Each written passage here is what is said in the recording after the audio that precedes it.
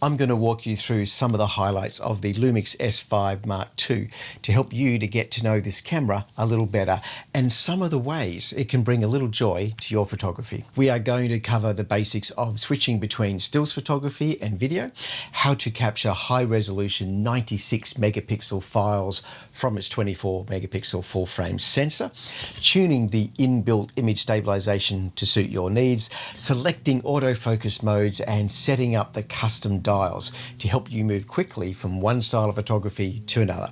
We'll talk a little bit about L-mount lenses too, and even touch on creating time-lapse videos in camera. There is a lot the S5 Mark II is capable of, and today we want to cover a handful of ideas to inspire you to dig deeper into the features of this camera and start capturing beautiful moments.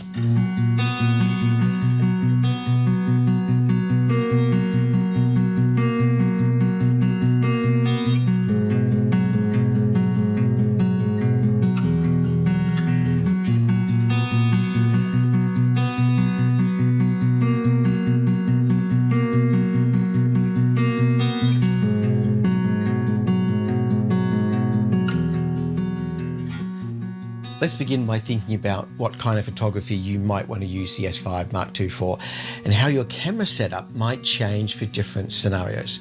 Shooting birds in the outback, for example, is a very different challenge to street photography in Japan or auroras in the Arctic. But this one camera will happily switch modes between a wide range of photography and video. The S5 Mark II is also very much at home in the studio with flash gear or for chasing very high quality landscapes for large format prints. Most people have multiple photographic interests in mind when they buy a camera, and the S5 Mark II is designed to move quickly between those interests. There are two dials on the S5 II which put you in control: the drive dial and the mode dial. The mode dial on the S5 II allows you to step directly to any of the usual stills photography priority modes. Plus there's intelligent auto and program mode, and it has two dedicated dials for video shooting. One of these is specifically for slow and quick video, where you speed up or slow down the action. Importantly, there are three custom modes on the dial as well, which we'll go into more detail on soon. These allow you to store away your preferred setup for stills or video and have them instantly recalled when you select C1, C2 or C3 on the dial. The other dial that you will want to get familiar with is the drive mode dial. This one is applicable only for stills photography, not video. This is where you can select features such as continuous burst for shooting wildlife, capturing time-lapse sequences, setting a timer delay, or activating the 96 megapixel high resolution feature that uses clever pixel shift technology to capture a series of frames and assemble a single very large raw file with superb detail. There are two continuous burst drive mode settings on the drive mode dial: burst 1, burst 2. You can use the menu to set how fast they capture burst, including a very special feature called pre-burst. We'll go into that in more detail later in the video. Two other dials are located on the top of the camera, the front dial and the rear dial, which let you change settings according to your shooting mode and camera configuration. For example, if you're shooting in the shutter priority mode, the front dial will allow you to increase or decrease the selected shutter speed. In the menu system, you have an incredible amount of control over which dials perform what function, and you can even remap them for tasks such as exposure compensation or ISO sensitivity.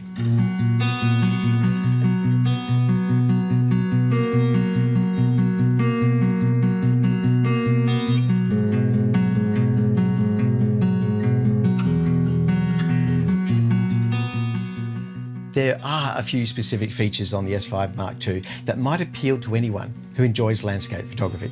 Firstly, there's a high resolution setting on the drive mode dial, which uses the 24 megapixel sensor to capture a 96 megapixel raw file. This technology is very impressive and very clever. The camera takes a series of shots and makes fine adjustments to the sensor position in between each one. The series are combined in camera and we end up with a single raw file at 96 megapixels. That's enough pixels for a very large A0 print at fine resolution. There's a bunch of settings available to fine-tune the high-res mode, including the option to capture handheld instead of using a tripod, adding a delay before the sequence to avoid camera shake, a choice of modes to account for movement in the scene, and even an option to keep all of the original frames used to build the high-res RAW file. The camera does all the hard work here. There's no need for additional assembly later on. It's a simpler story for the time-lapse feature. Switch the drive mode dial to time-lapse, and instead of taking a single photo, the LUMIX S5 Mark II shutter triggers an automatic sequence of captures for you. You can configure this mode to pause between shots or capture continuously. Set how many frames to stop at, or even add in a delay so that the sequence starts maybe an hour later.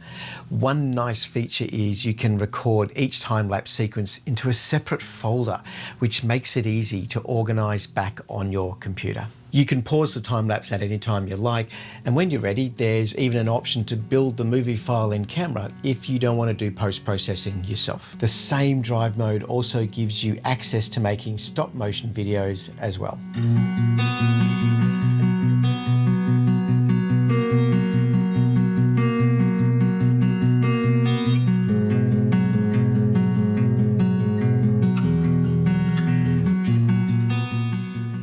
The LUMIX S5 Mark II has several features that will appeal to bird photographers, including a pre-burst drive mode, point scope focus, animal detection autofocus, auto ISO with selectable minimum shutter speed, and shooting handheld with the benefit of 5-axis internal stabilisation. The continuous burst modes can be configured to capture at a range of burst speeds, which is useful when trying to capture the exact moment for wildlife or birds.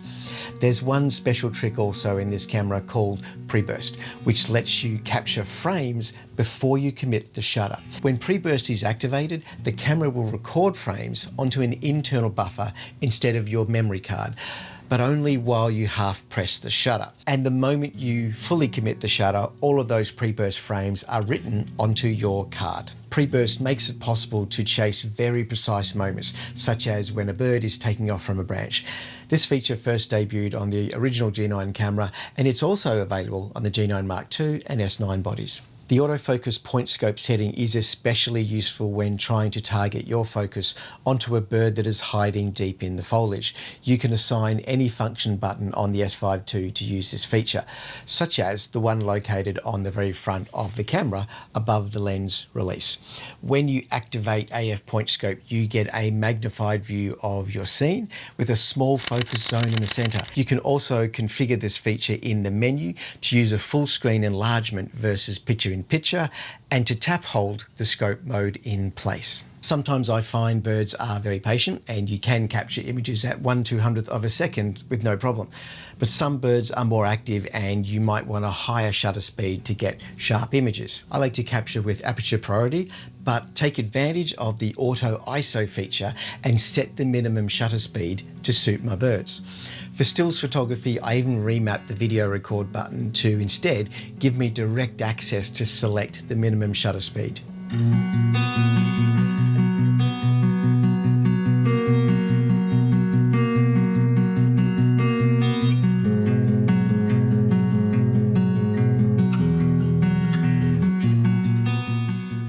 One of the more hidden features of the LUMIX S5 Mark II is perhaps one of the most powerful, and that's the dual native ISO. This is a great feature when shooting night photography because the higher ISO range allows you to capture in lower light with less noise in the resulting image. You can choose to select the high or low ISO range yourself, or just let the camera automatically do it for you.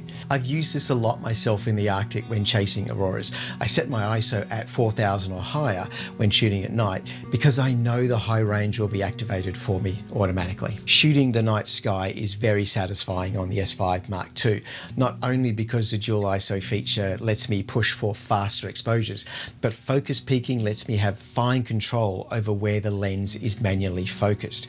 I can see on screen if the focus peaking is making my stars twinkle blue instead of white. Another hidden feature for low light photography is the inbuilt image stabilisation, called IBIS. The LUMIX S5 Mark II offers exceptional stabilisation in the camera body.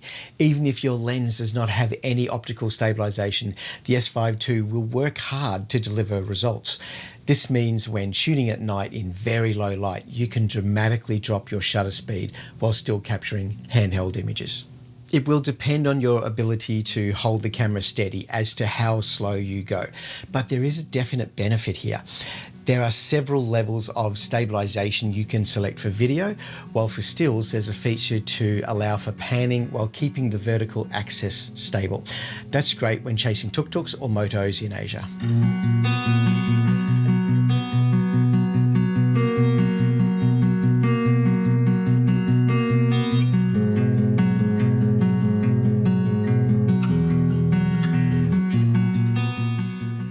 Aside from being a superb stills photography camera, the S5 II also delivers superb video quality with a huge list of professional features.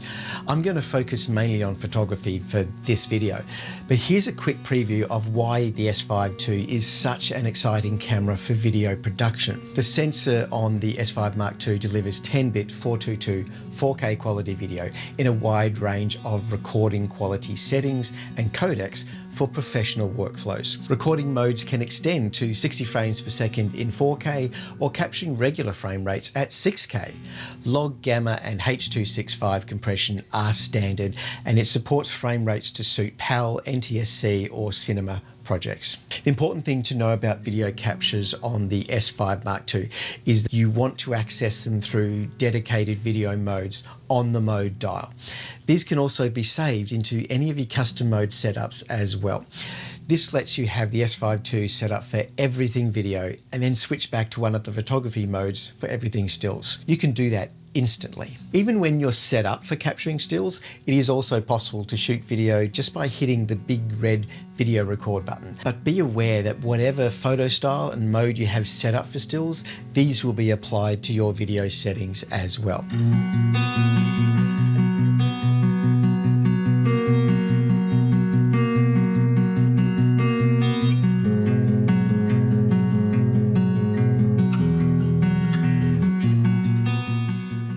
Everyone has different ideas on what a good autofocus setup looks like, and it will vary with what kind of photography you're doing. Shooting honey eaters hiding in the tree branches is a very different challenge to capturing terns darting past your boat on a billabong. There is no one size to fit every situation. Some people prefer to use the rear autofocus button and disable AF from the shutter button. Some prefer a fast switching response, while others like the face detect to step in for them. There is a lot to learn when it comes to autofocus options on the S5 Mark II. For example, when human face detect is enabled, the camera will draw a yellow box around the face or body of people in the shot to let you know it has found a subject. When you half press or full press the shutter, the camera then commits a focus lock and the box turns green to let you know where the autofocus landed. You can select detection modes for humans, animals, cars and motorcycles. Keep an eye out for firmware upgrades that expand these capabilities too. You can also deactivate the autofocus entirely and shoot manual. Many lenses have a switch to turn off autofocus, but there's also a control on the rear of the S5 II. This gives you a choice between single focus, continuous focus and manual. The S5 II offers some excellent support to enhance the manual focus experience, such as focus peaking and the option to zoom into the display when the focus is adjusted.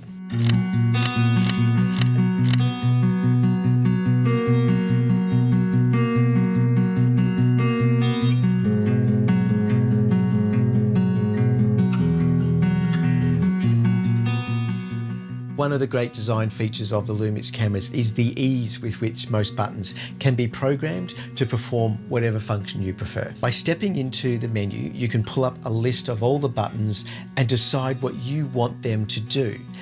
That video record button can now be repurposed to activate the AF point scope perhaps, or jump directly to the bracketing menu, or modify the subject detection settings. You get to choose that. For any button that doesn't trigger recording or focusing, you can shortcut this process and just hold down the button for 3 seconds and the programmable options will come up on screen. This makes it very easy to experiment with advanced features. Not only can you customize the function of most dials and buttons on the S5II, but you can also save an entire camera configuration into any of the custom modes accessible on the mode dial. You know that thing when you loan your camera to your teenage son, but when it comes back, every single setting has been changed? Just roll to your pre-saved C1 setup and you're instantly ready to shoot again. No surprises. This is a seriously powerful feature on the LUMIX cameras, and I encourage anyone to give it a try. Let's say you want a custom setting for street photography. I like using aperture priority for my street photography and shooting wide open at around f2. I also like using a black and white photo style as it gives me a good feel for how light is moving through the scene. With my camera set up the way I want it, now I go into the menu and save that configuration to C1. My next setup I'm going to tune for bird photography. For that I want a much higher minimum shutter, and instead of black and white I want natural color profile. I also want more generous autofocus area for birds, and let's activate the animal detect as well. With all that configured, I'll now save my bird setting into C2. Now I can access either of these setups instantly just by rolling the mode dial to C1 or C2. When I do that, all my custom settings are restored to what I'd last saved. I can still change those settings and experiment a little bit, but I can quickly and easily come back to my baseline setup anytime I roll back to one of the custom dials. If I want to change an existing custom mode, that's easy too. I don't have to go back to scratch to start over, but I can simply select my C1, adjust what I want to change, and then immediately save that over the top of my existing C1. Simple.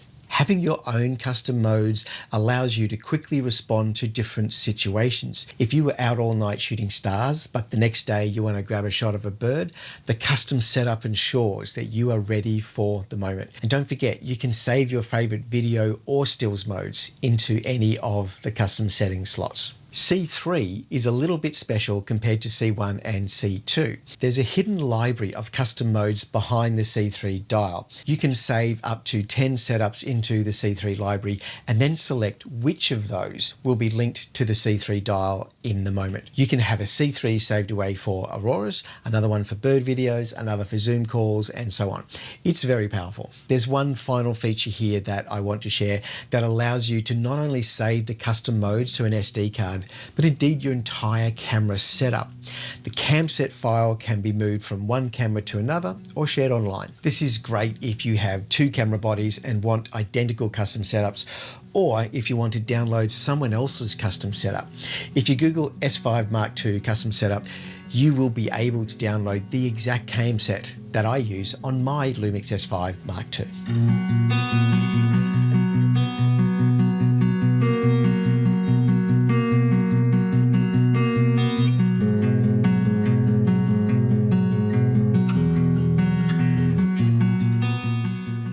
All of the LUMIX S series cameras use L-mount lenses. The L-mount alliance brings together LUMIX, Leica and Sigma to share a common standard.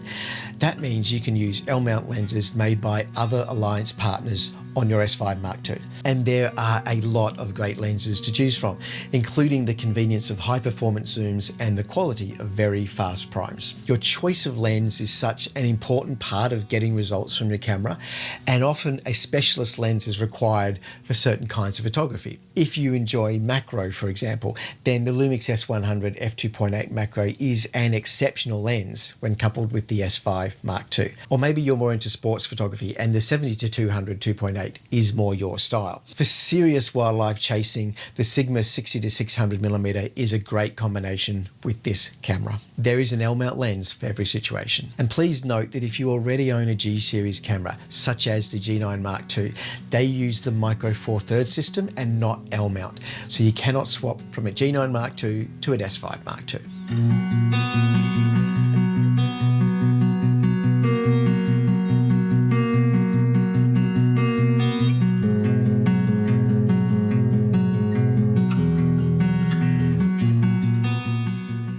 I want to finish off this video by taking a closer look at three little buttons you'll find on the rear of the S5II.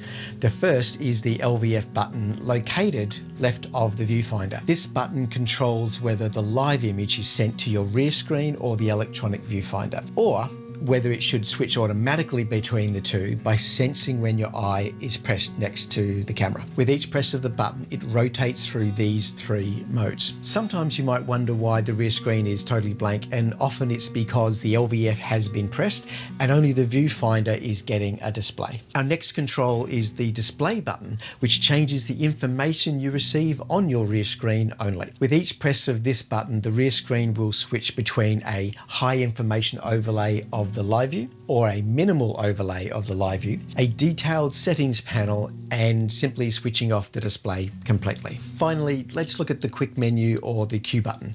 This is where you can set up quick access to functions that are normally tucked away in the menu. Things like the bracketing system, photo styles, stabilizer options, Wi-Fi connections. Anything that you might want to quickly tap on screen and adjust, you can store in your own version of the quick menu. Indeed, anything you can assign to a function button on the S5 Mark II can be put into the quick menu as well. It is a great feature for anyone who likes to customize their camera to suit their exact needs.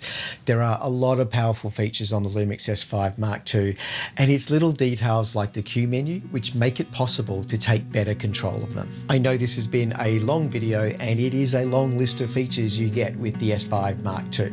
Hopefully you've found a few new tricks to get you excited. We hope you enjoy getting out there and spending time taking great photos with this camera.